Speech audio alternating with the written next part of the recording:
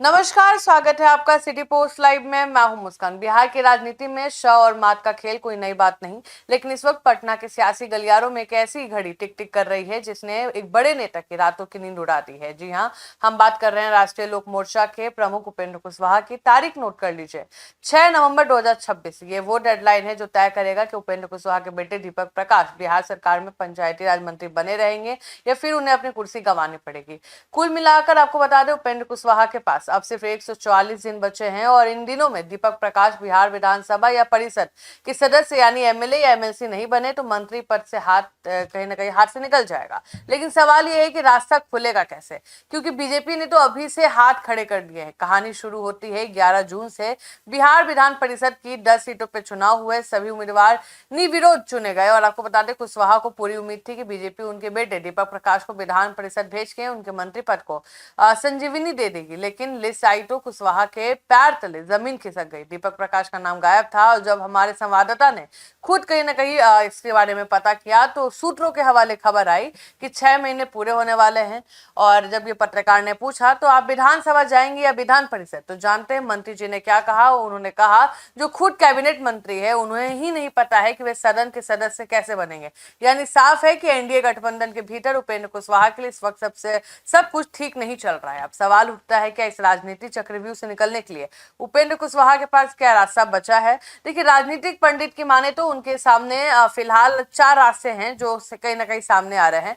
रास्ता नंबर 1, बांकीपुर विधानसभा सीट का उपचुनाव है। बीजेपी के नितिन नवीन के राज्यसभा जाने से ये सीट खाली हुई है। 30 सितंबर 2026 तक यहाँ चुनाव होना अनिवार्य है, लेकिन कुशवाहा जानते हैं कि ये बीजेपी का गढ़ है और नितिन नवीन यहाँ से अपने किसी खास कायस उम्मीदवार को ही टिकट दिलवाएंगे, यानी यहाँ दाल गलना मुश्किल है। रास्ता नंबर 2, आपको बता दें, साहिबगंज सीट की उम्मीद कहीं ना कहीं कर रही है, क्योंकि बीजेपी विधायक राजू सिंह पर गैर कहीं ना कहीं हत्या का कोई मामला है जो शायद उन पर चल रहा है और अगर उन्हें 2 साल से ज्यादा की सजा होती है तो उनकी विधायक चली जाएगी। लेकिन उपचुनाव में वहां से दीपक प्रकाश को जिताना लोहे के चने चबाने जैसा होगा।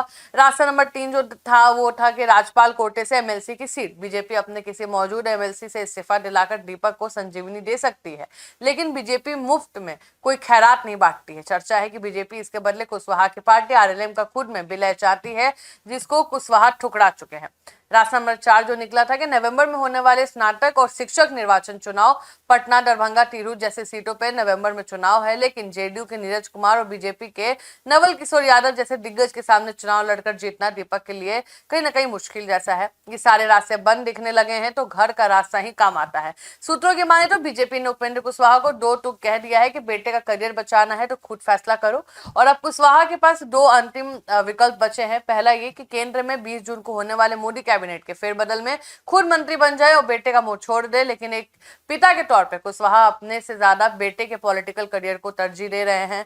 अब बता दें, दूसरा विकल्प है कि कुशवाहा की पत्नी जो स्नेहलता कुशवाहा है, सासाराम से विधायक है। वरिष्ठ पत्रकार का कहना है कि पार्टी के बाकी 3 विधायक तो अपनी कुर्सी छोड़ेंगे नहीं, लिहाजा मां स्नेहलता ही अपने बेटे के लिए विधायक पद की कुर्बानी देंगी। अगर वो इस्तीफा देती हैं तो सासाराम से उपचुनाव होगा, दीपक वहां से चुनाव लड़कर अपनी मंत्री की कुर्सी बचा सकेंगे।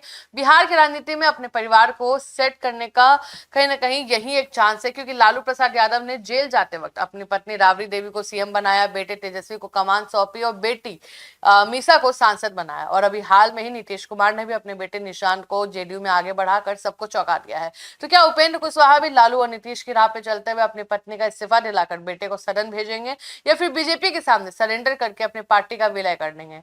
वक्त बहुत कम है, सिर्फ 144 दिन देखना मजेदार होगा कि कुशवाहा इस चक्रव्यूह को कैसे भेदते हैं। इस पूरी सियासी उलटपटक पे आपकी क्या राय है, हमें जरूर बताएं। क्या मां को बेटे के लिए कुर्बानी देनी चाहिए? हमें कमेंट करके जरूर बताएं।